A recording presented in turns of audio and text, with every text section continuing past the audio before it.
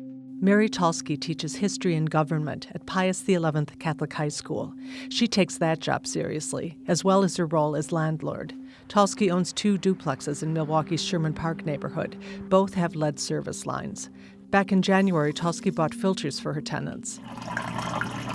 One of the properties has a baby. I want it to be proactive. One of my concerns is I don't know if they're using them, because that would be why they wouldn't need to replace them. Or are they using them and they're not aware that they need to watch to see that they wear out and need to be replaced? I don't know where the breakdown is. So I don't want to go into their apartment and say, are you using this correctly? Because that to me that's not my responsibility. But at the same time, I want to make sure that if I'm giving them that tool, it's like a smoke detector, it's connected correctly and it's going to work. She happened to watch the 1036 special and says it heightened her concern. Was she doing enough by simply giving her tenants filters? Was she fulfilling her legal responsibilities as a landlord? I just am looking for the fairest and most affordable solution that's going to actually fix it. And on a really simple level, if I'm a landlord paying the water bill and I'm getting this, my tenants aren't even getting that information. So if they're not paying attention in some other way, I might be their only source for that information, and that's not good either.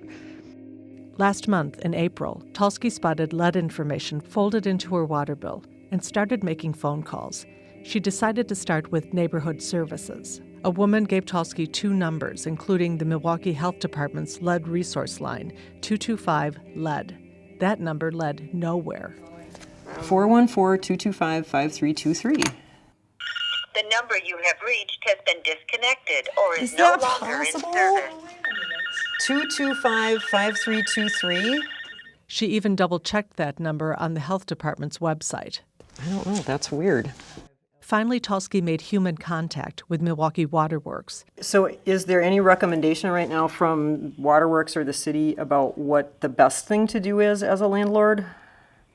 Basically, they're saying you can either purchase a water filtration pitcher or a water filtering system to attach to your faucet. Okay. Expensively. Okay. Is there any additional recommendations? You're saying the lead line lateral replacement would be an option? Yes. If her pipe cracked or ruptured, or the adjoining main line needed work, Tulsky would qualify for Milwaukee's cost share program and would pay no more than $1,600. Otherwise, Tulsky was told she could be proactive and replace her line, but it might cost her as much as $3,000. $3,000, did you say? Yes. To replace the whole line? Yes. Okay. And the city would not help with that at all?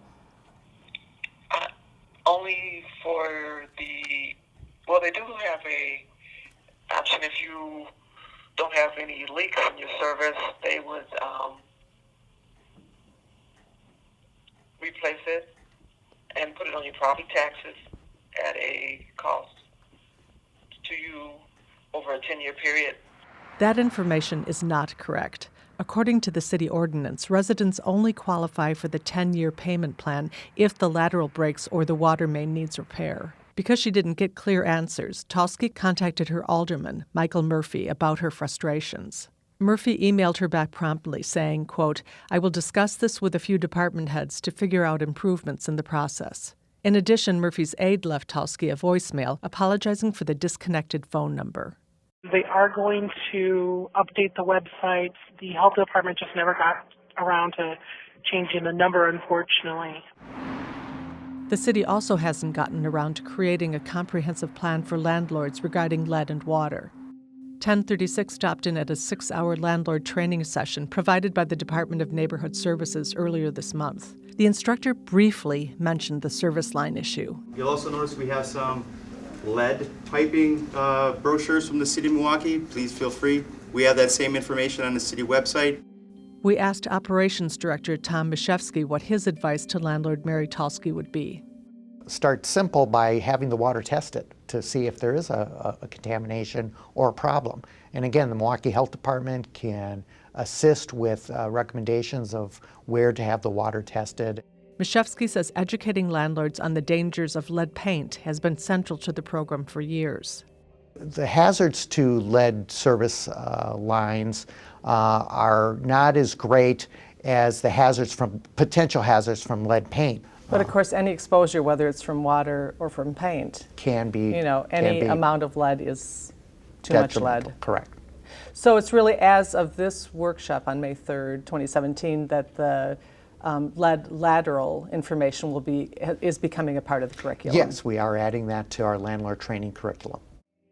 Last September, the Common Council created a task force to come up with how best to handle Milwaukee's daunting lead pipe crisis. I feel like I know the system should work a little bit better than it seems to be working at the moment. I mean, you still can't get the specific answers that are helpful. That just seems pretty ineffective.